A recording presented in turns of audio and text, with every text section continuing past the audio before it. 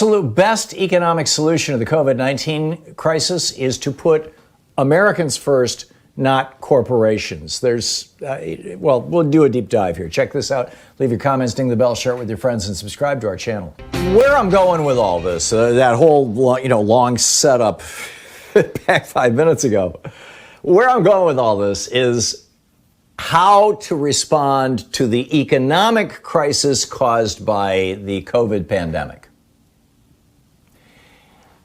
And what would be the most efficient and effective way for the federal government to respond to this economically, from an economic point of view? Now, we can talk about the politics of this in just a second, but just looking at it economically. Prior to 1981, when Ronald Reagan got sworn in and changed the economic systems of the United States from Keynesian economics, demand-side economics, to Reaganomics, trickle-down economics, horse and sparrow economics. Prior to 1981, pretty much everybody in America understood, outside of a few Republicans, understood that the thing that drives an economy is something called, by economists, aggregate demand. And aggregate demand is a fancy phrase that basically means wages. Money in the hands of working people. Working people take that money, they go out in the marketplace and they spend it, they buy things. In response to buying those things, companies have to make more of those things. They have to manufacture them. They have to ship and transport them. They have to put them in retail locations or online, and they have to sell them and ship them to customers, and then they have to replace them again. And that's how an economy works, right? Economics 101. Economies are driven by demand. There are a few rare exceptions to this that are typically touted by supply-siders like, Steve Jobs invented a new phone and, the iPhone, and all of a sudden there's demand for it. Well, yes, innovation will produce demand. But number one, it's the exception to the rule. It's not the rule. It's maybe 5 or 10% of the time rather than 95% of the time. And number two, even in the presence of great innovation, just because something is really cool and it's available doesn't mean people can buy it because they don't have the wages. They don't have the money. So the question I'm asking is, what if we stopped altogether, like Herbert Hoover did in 1929, stopped subsidizing corporations and rich people? Period, full stop. Not another penny to a corporation in America, not another penny to a billionaire in America, no more subsidies, that's it. And instead of directing, we've got now $7 trillion out of the Fed, $3 trillion out of the Treasury that have gone to big corporations and rich people in the hopes that some of that would trickle down to average working people. Instead of doing that, just pull the rug out, pull the plug, whatever metaphor you want, get rid of that, and just say, we're going to direct all of our money into the pockets of average working people and poor people. All of it. Which, by the way, is pretty much what Franklin Roosevelt did to get us out of the Great Depression. He put into place unemployment insurance.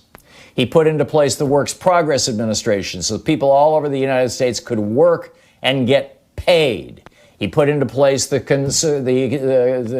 CCC, the Conservation Corps, Civilian Conservation Corps, so that people could plant trees and get paid. Roosevelt famously said, a job is the best welfare program. Yes. Right now, though, jobs where people have to show up and get exposed to a deadly virus, not such a good idea. But we can simply transfer money into people's pockets. The money that otherwise would have gone to billionaires. Donald Trump came out yesterday. I don't recall if he said it himself or if it was, one of his spokespeople. He's been railing on Twitter this morning. Oh, my God. We'll get into that later in the program. Basically, ranting about how he wants to cut the benefits to average Americans, cut it down to $200 or less. People are not, they're not willing to go to work. Employers can't find people because they're making more money on unemployment. Quack, quack, quack. So, let's just blow that up. And let's just say, yeah, we're going to give money to people. We're not going to give money to corporations. And we're going to give money to people until this administration gets this virus under control.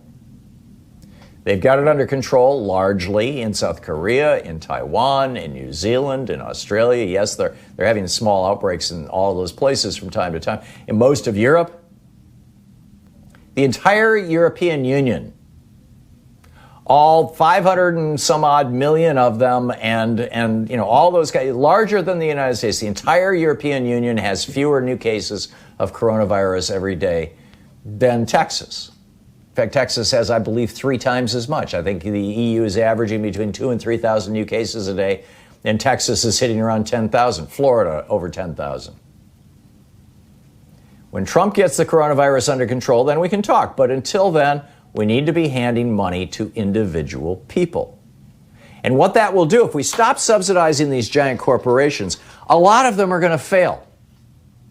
A lot of these giant monopolistic businesses are going to go out of business. And that's a good thing. As Herbert Hoover pointed out in 1929, he just forgot the part about the people. But in terms of the business landscape, it really is Darwinian. When a business can't meet its customers' needs, in this case, they're not providing things that people want to buy during a time of crisis. When businesses can't do that, they go out of business.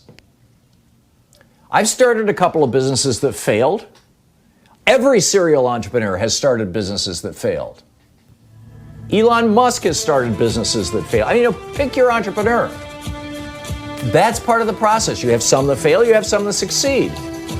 You're proud of your successes. You generally don't talk about your failures, but that's the normal thing. So if these giant corporations that Congress is supporting with all these subsidies and tax breaks and everything else, if some of them fail, what happens? It opens a huge space in the business ecosystem for small business to step up.